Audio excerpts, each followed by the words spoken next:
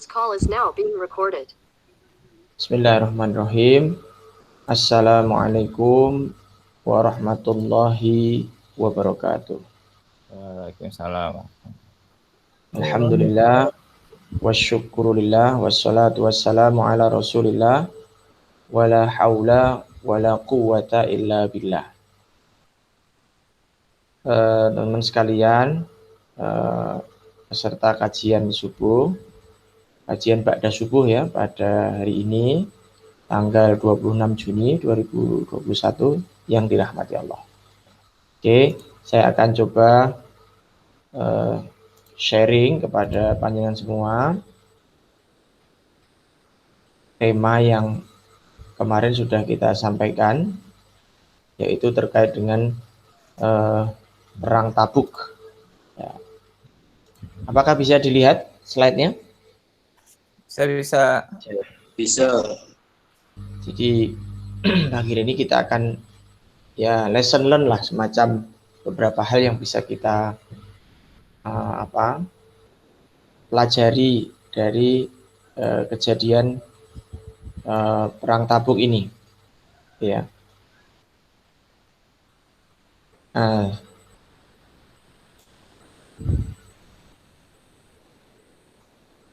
Kenapa kemudian saya memilih perang Tabuk? Ya karena nanti banyak hal di antara sekian macam perang yang dilakukan Rasulullah. Ini salah satu di antara yang juga disebutkan dalam Al-Quran, secara khusus dalam surat At-Taubah.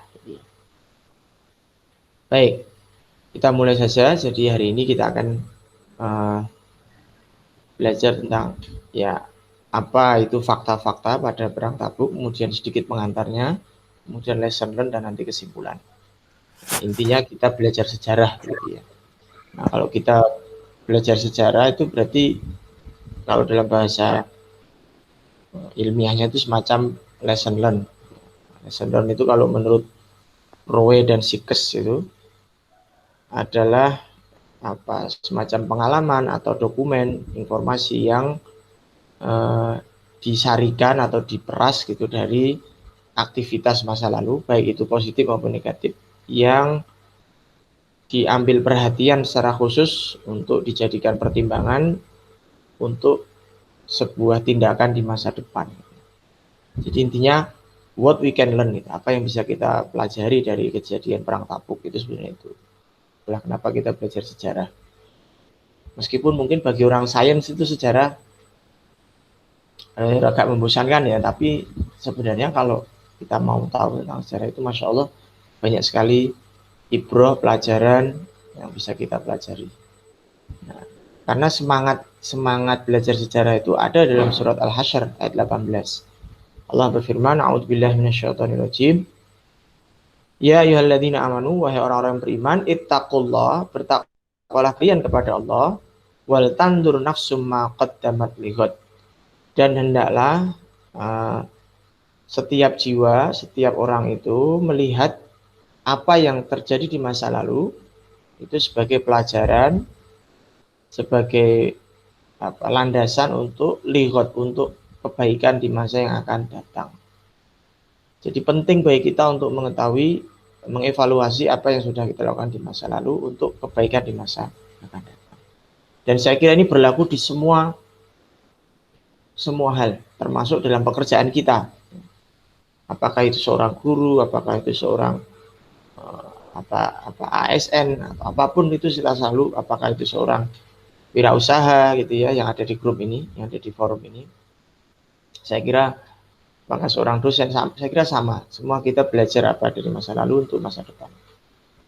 Nah, kita masuk apa saja fakta-fakta perang Tabuk. Yang pertama, jadi nama Tabuk ini diambil dari nama daerah di Arab Saudi. Kebetulan di situ ada mata air ya, yang digunakan pasukan Islam untuk membangun perkemahan. Jadi Tabuk itu ada di Arab Saudi bagian utara, ya, sudah berbatasan dengan Yordania. Nanti saya berikan petanya. Kemudian perang Tabuk itu juga dikenal dengan Ghazwatul Usrah. Para ahli sejarah mengatakan perang itu ghazwah ya. Ghazwatul Usrah, perang yang usrah, inna ma'al usri yusra. Sesungguhnya setelah kesulitan. Usrah itu sulit, berarti perang Tabuk ini perang yang sulit. Bagaimana sulitnya perang Tabuk? Nah, itu nanti masuk di dalam lesson learn yang mau kita pelajari. Ya, tapi ini termasuk satu di antara sekian macam perang yang sulit yang dialami oleh Rasulullah Shallallahu Alaihi Wasallam. Kemudian yang ketiga, perang Tabuk ini dilakukan di bulan Syawal 8 Hijriah. Para ahli sejarah memang ada berbeda pendapat, ada yang mengatakan di bulan Rajab. Tapi ya di sekitar 8 Hijriah. Motifnya ada dua. Motifnya adalah waktu itu Raja Heraklius itu kalah di perang Mu'tah 2 tahun sebelumnya. Nah, beliau ini dan pasukannya ingin membalas dendam. Heraklius ini Raja Romawi Timur. Raja Romawi Timur itu yang berpusat di Konstantinopel atau Bizantium. Nah, yang kedua, Raja Heraklius ini ingin mendominasi atau mengambil alih begitu wilayah bagian utara dari Jazirah Arab. Nah, sekarang daerah Yordania itu ingin diambil alih. Awalnya mereka sudah mengambil alih daerah Konstantinopel, itu daerah mana? Istanbul itu ya. Nah, kemudian merangsek ke barat, ya, mendekati ya, daerah Yordania. Nah, menariknya ini perang Tabuk ini melibatkan cukup banyak kaum muslimin. Jadi kalau panjenengan baca dalam Sirah Nabawi itu biasanya umat muslim itu, umat Islam itu pasukannya dalam ribuan. 5.000, 6.000 gitu ya. 3.000 gitu ya. Tapi untuk perang Tabuk ini 30.000. Cukup banyak ini. Melawan musuhnya yaitu 40.000 sampai 100.000. Kenapa kok banyak itu ya? 40 sampai 100.000 karena ternyata terjadi kerjasama koalisi antara Kekaisaran Bizantium tadi Heraklius itu dan sekutu Ghassaniah. Kalau di total itu ahli sejarah berbeda pendapat, ada yang bilang 40.000 tapi ada yang bilang 40.000 sampai 100.000. Yang jelas mereka lebih banyak, musuhnya lebih banyak. Fakta yang lain apa? Fakta yang lain adalah bentar. Ya. Heraklius dan pasukan itu kaget gitu ya. Tidak mengira bahwa ternyata kaum muslimin jumlahnya 30.000. Itu kalau dihitung 10 kali lipat lebih banyak waktu perang Mu'tah. Jadi waktu perang Mu'tah itu umat Islam hanya 3.000. Sekitar 3.000. Nah, sekarang 30.000. Nah, ini ibaratnya kalau bahasa kita nih, Heraklius dan pasukan ini keder.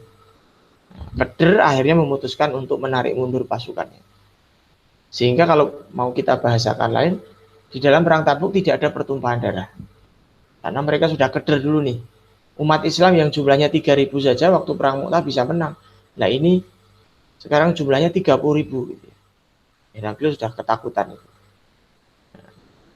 Sampai kemudian Rasulullah kemudian mengajak perjanjian damai begitu dengan salah satu pemuka Romawi ya yang bernama Yohanna bin Rubah. Ya. Jadi kalau dulu kan Romawi itu kan terbagi dua ya teman-teman. Ada Romawi Barat, ada Romawi Timur.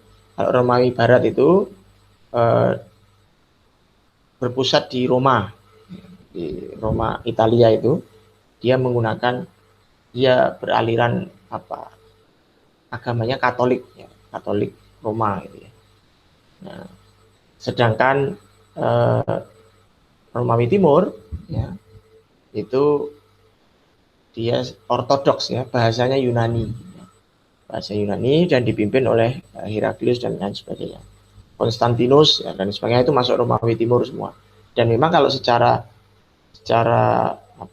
kemakmuran memang lebih makmur Romawi Timur daripada Romawi Barat. Nah, kita ini sedang bicara tentang Romawi Timur. Nah, salah satu pemukanya itu namanya Yohanna itu diajak untuk damai lah oleh Rasulullah. Tapi konsekuensinya apa? Konsekuensinya Yohanna ini sebagai ahlul dhimmah, dia harus bayar jizyah. Ahlu timah itu artinya apa? Artinya penduduk non-muslim yang minoritas tinggal di negara yang mayoritas muslim. Yohana ini tinggal di daerah Yordania itu. Di daerah di mana Rasulullah ingin memperluas wilayah, mempertahankan Jazirah Arab yang mau diambil alih oleh siapa? Heraklius. Nah, Yohana ini karena dia ahlu dhimah, orang yang penduduk non-muslim tapi tinggal di negara muslim, kira-kira begitu, maka dia harus membayar jizyah, bayar pajak gitu ya, kepada umat Islam ya. Tapi dengan konsekuensi karena ahlu dhimah itu sudah membayar jizyah, maka umat Islam harus melindungi apa yang menjadi hak mereka. Ya, hak untuk berwarga negara dan terlindungi ya, dan lain sebagainya. Dan itu sudah biasa terjadi. Kemudian yang ketiga, ada 3 sahabat Nabi. Ini fakta yang menarik juga.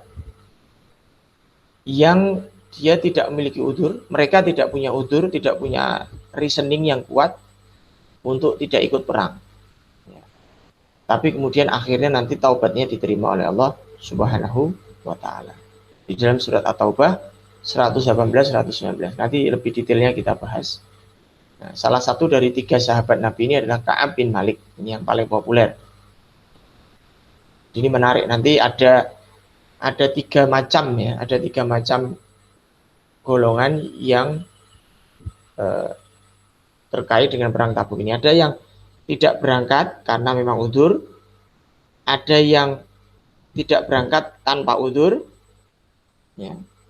Ada yang tidak berangkat tapi mencari-cari alasan gitu ya. Kemudian yang keempat ada yang berangkat. Nah, nanti ada macam-macam. Baik, saya kira cukup untuk fakta-faktanya. Kita masuk kepada apa yang bisa kita pelajari dari perang Tabuk. Nanti teman-teman boleh baca sejarah perang Tabuk, ini menarik sekali. Yang pertama tentang spirit mafazah, kedua tentang kedermawanan para sahabat, dan yang ketiga optimis dan sabar dalam bertaubat kepada Allah Subhanahu wa Ta'ala. Oke, kita masuk yang pertama.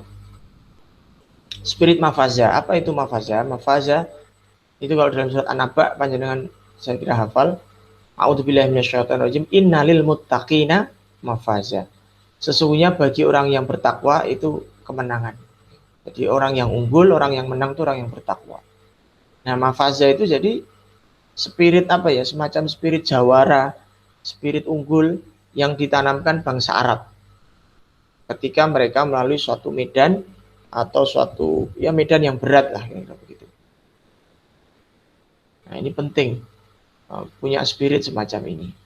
Dan itu kultur Arab seperti itu. Mereka menanamkan jawara. Kalau siapa itu? Fatih ya. Fatih Syakir Daula itu pernah punya sinetron judulnya Kampung Jawara. Nah, kalau ini spirit jawara. Semangat jawara. Ya mungkin mirip dengan Jepang. Kalau Jepang mereka punya gambate, kudasai. Gambate itu kalau saya tidak salah, tetap semangat, do your best, kira-kira gitu. Tantang menyerah. Itu penting ya dalam sebuah bangsa memiliki spirit-spirit semacam itu. Nah, kenapa orang itu harus punya motivasi seperti itu? Karena memang kejadiannya di saat perang Tabuk itu luar biasa. Di saat itu cuaca panas ekstrim. Jadi Tabuk ini kan dia daerah dingin, tapi kalau saat musim dingin, tapi kalau saat musim panas dia sangat panas. Panasnya waktu itu bisa mencapai 50 derajat Celcius. Ya. Di dalam hadis Riyadhus Shalihin itu disebutkan harron syadidan, panasnya banget, panas sekali. Nah, efek dari panas itu akhirnya ketersediaan air menjadi sedikit. Ya. Di dalam syarah Riyadhus Shalihin itu dikatakan wastaqbala safaron ba'idan. Ya. Di situ qalilatul ma'. Ya. Jadi sedikit airnya. Kalaupun mereka menemukan mata air itu wah sangat bersyukur sekali. Jadi teman-teman bisa kita bayangkan perang itu luar biasa. Mereka bertahan terhadap rasa haus. Ya kalaupun minum bisa minum tapi hanya sedikit, tidak bisa sering-sering minum. Tidak seperti kita sekarang tinggal cari dispenser cur itu udah keluar air minum gitu ya. Insya Allah. Buka kulkas sudah ada air dingin, itu nikmat sekali. Ya, zaman dulu ketika perang bisa Anda bayangkan di padang pasir ketersediaan air sedikit. Ya. Bahkan di situ dikhawatirkan terjadi dehidrasi, kekurangan air. Kemudian safaron ba'idan di dalam hadis itu, perjalanan yang jauh. Berapa jauhnya dari Madinah menuju Tabuk itu sekitar 600 km, lebih 620 atau 650. Nanti ada petanya saya sampaikan. Kemudian peperangan ini ditempuh dalam 20 hari. 20 hari itu sudah total ya, mulai dari berangkat, perangnya sampai pulang. Jadi ini cukup lama. Kemudian saking prihatinnya dalam perang ini, ya, saking sulitnya kondisi umat Islam saat itu, bahkan satu unta itu dikendarai oleh 10 sahabat secara bergantian. Ya Allah. Ya kalau yang satu naik unta, yang 9 jalan, nanti gantian begitu seterusnya. Kemudian jumlah musuh lebih banyak. Tadi di awal sudah dikatakan musuhnya itu 40.000 sampai 100.000. Kenapa? Karena ada koalisi. Jadi koalisi antara Romawi Timur dengan Ghazniyah. Sehingga jumlahnya relatif banyak. Nah, karena aral dan rintangannya sebanyak ini, maka benar-benar Nabi Muhammad SAW dan pasukan itu harus memiliki yang namanya mafazah itu, spirit juara itu, spirit unggul. Nih, panjenengan bisa bayangkan kondisinya. Kalau di musim dingin tuh Tabuk seperti ini, bersalju seperti ini. Udah seperti di Perth ya, Mbak Anis ya. Nah, kemudian ini adalah petanya di sebelah kanan ini. Sebelah kanan ini Laut Merah, ini Madinah, ya. Kemudian ini Tabuk. Nah, ini atas ini adalah wilayah yang mau diambil alih oleh siapa? Kaisar Romawi Timur itu. Nah, kemudian terjadi perang. Nah, ini Palestina sini ya.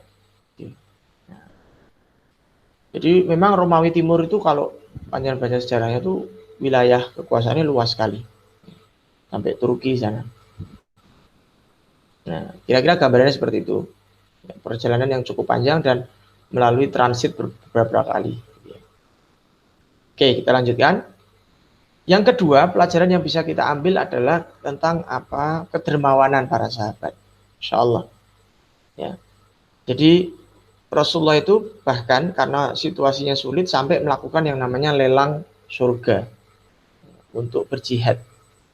Beliau berceramah di depan forum begitu, mengatakan dalam sebuah hadis itu disebutkan, hadis sahih, siapa di antara kalian yang menyiapkan perbekalan untuk Jaisul Usrah, ya, Jaisul Usrah, tentara Tabuk, tentara yang penuh kesulitan itu, maka baginya surga. Wah, ini kalau ada di zaman Rasul itu, kalau ada semacam ucapan Rasul semacam ini, sabda Rasul semacam ini, wah, umat Islam itu terus langsung tergerak, gitu. Langsung tergerak ingin berjihad baik dengan jiwa ataupun hartanya. Bagaimana respon para sahabat dan sahabiah? Nah, ini luar biasa. Umar bin Khattab memberikan separuh hartanya. Utsman bin Affan memberikan logistik perang untuk sepertiga pasukan. Kalau pasukannya 30.000 berarti 10.000 ditanggung oleh Utsman bin Affan. Ditambah macam-macam itu. Ada onta, kuda, dinar. Abdurrahman bin Auf tidak mau ketinggalan. Beliau menginfakkan 200 uqiyah emas. Atau kalau sekarang senilai 50 miliar. Dan banyak sahabat lain yang menginfakkan harta sesuai dengan kesanggupan mereka. Mereka sanggupnya apa, mereka infakkan. Bahkan ada para sahabiah yang juga menyumbangkan aneka perhiasan. Perhiasan yang mereka miliki, makanan apa itu, kurma, gandum, daging, susu untuk berbekalan, apapun lah yang bisa mereka berikan, mereka berikan. Jadi Masya Allah, ya, ini menunjukkan betapa dermawannya mereka. Karena memang betul untuk berjihad di jalan Allah itu ada dua kemungkinan. bisa dengan jiwanya, bisa dengan berangkat ikut perang, atau bisa juga dengan hartanya. Bagi yang tidak bisa berangkat misalnya, masih bisa bersedia dengan harta. Ya. Nah ini saya kira yang spirit ini yang patut untuk kita contoh. Kemudian yang ketiga pelajarannya adalah optimis dalam bertaubat kepada Allah. Nah, ini kembali kepada tiga sahabat tadi. Tiga sahabat yang tidak berangkat tadi. Jadi di dalam Al-Quran itu jelas bahwa tidak ikut berperang tanpa uzur syar'i itu dosa. Ada kelompok pertama, yaitu siapa yang boleh untuk tidak ikut berperang. Itu dalam surat At-Taubah itu disebutkan. Kelompok pertama, siapa yang boleh untuk nggak ikut berperang. Allah berfirman, "A'udzubillahi minasyaitonirrajim, laisa 'alad du'afa." Orang-orang yang lemah secara fisik. Ya. Wala 'alal mardo, orang yang sakit.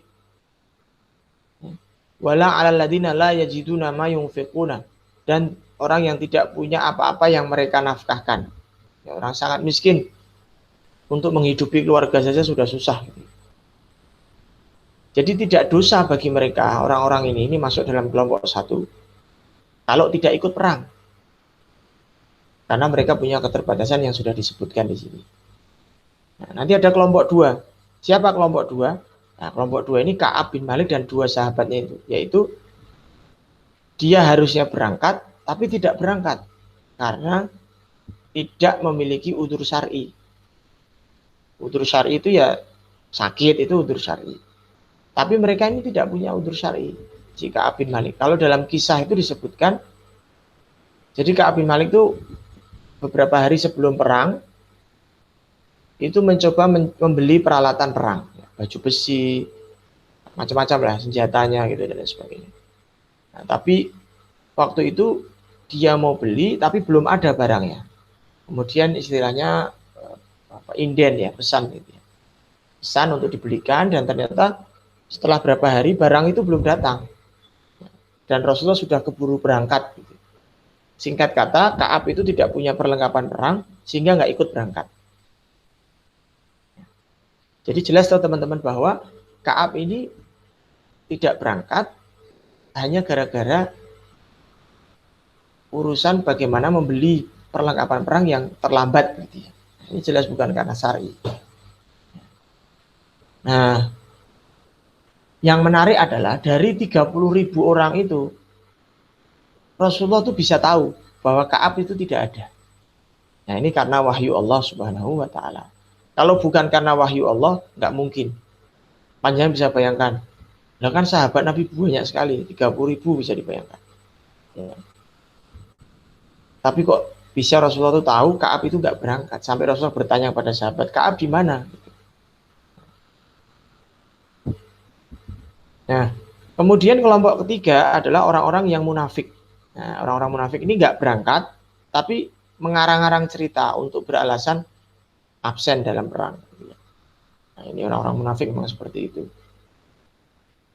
Oke, jadi memang kita sebagai hamba Allah itu tidak boleh berputus asa dalam bertaubat. Ya. Dalam bertaubat ada prosedurnya, dan itu dilakukan oleh Ka'ab bin Malik. Ya, prosedur taubat itu pertama menyesal atas kesalahannya, kemudian yang kedua berhenti dari dosa, tidak mengulangi dosa, dan yang ketiga bertekad untuk tidak mengulanginya. Nah, ini kan prosedur taubat yang dilakukan oleh Ka'ab, dan itu dilakukan oleh Ka'ab. Nah, kemudian Ka'ab juga bersabar dalam bertobat. Bahkan ketika Rasulullah sudah pulang ke Madinah, Ka'ab ini dipanggil Rasulullah, ditanya, dikonfirmasi lah begitu oleh Rasulullah. Kenapa kamu tidak ikut berperang? Kemudian diceritakan oleh Ka'ab tadi seperti yang sudah saya ceritakan. Sampai kemudian Rasulullah mengeluarkan gestur tidak senang begitu dengan perbuatan Ka'ab. Sampai akhirnya Rasulullah melarang dirinya dan sahabat untuk berbicara dengan Ka'ab. Kalau bahasa kita dikucilkan begitu ya. Bahkan tidak boleh mendekati istrinya. Dan itu dilakukan oleh Ka'ab dengan penuh keikhlasan. Ya, selama 40 hari. Waktu itu awalnya 40 hari. Kemudian nanti sampai 50 hari. Dikucilkan seperti itu. tapi terus optimis berdoa mohon ampun kepada Allah atas perbuatannya itu, atas dosanya itu, karena tidak ikut perang. Sampai pada hari ke-50, Rasulullah kemudian memberikan kabar gembira, memanggil siapa? Ka'ab, memberikan kabar gembira bahwa taubatnya sudah diterima oleh Allah Subhanahu wa taala. Nanti teman-teman bisa dilihat di surat At-Taubah ayat 117 sampai 119. Di situ berkisah tentang bagaimana bagaimana Allah kemudian menerima taubatnya Ka'ab bin Malik dan dua temannya. Dan Ka'ab sangat bahagia, sangat gembira karena taubatnya diterima oleh Allah Subhanahu wa taala. Saya kira itu terakhir kesimpulan. Yang pertama, spirit mafaza ini menjadi ibrah bagi kita umat Islam, bahwa kita sebagai umat Islam harus memiliki semangat juara dalam hal apa? Segala hal. Dalam hal ibadah, dalam hal bekerja, dalam hal berolahraga, dalam hal apapun kita berusaha untuk bisa juara. Dalam hal kompetisi. Kemudian yang kedua, berjihad itu bisa dengan harta maupun jiwa. Dan berjihad itu dalam konteks apapun, dalam konteks perang maupun dalam konteks yang lain. Berjihad yang lain itu misalnya kita bekerja, mencari nafkah, itu juga bagian dari jihad. Kita belajar, ya, yang sekolah, itu juga bagian dari jihad, ya, yaitu dan lain-lain sebagainya. Ya. Itu kita membantu saudara-saudara kita yang di Palestina misalnya, itu juga bagian dari berjihad dengan harta. Kita tidak hadir di sana, tapi sebagian infak kita sampai ke sana. Kemudian yang ketiga, optimis dan sabar dalam bertobat. Di dalam memohon sesuatu kepada Allah itu tidak boleh pesimis. Kita harus yakin bahwa itu akan diterima. Di samping itu juga kita tetap bersabar. Kadang perlu waktu untuk sampai kemudian diterima oleh Allah Subhanahu wa taala taubat kita itu. Wallahu a'lam bishawab. Itu saja yang dapat saya sampaikan. Mudah-mudahan ada manfaatnya. Selanjutnya kita lanjutkan dengan diskusi, gitu ya, tanya jawab. Terima kasih. Assalamualaikum warahmatullahi wabarakatuh.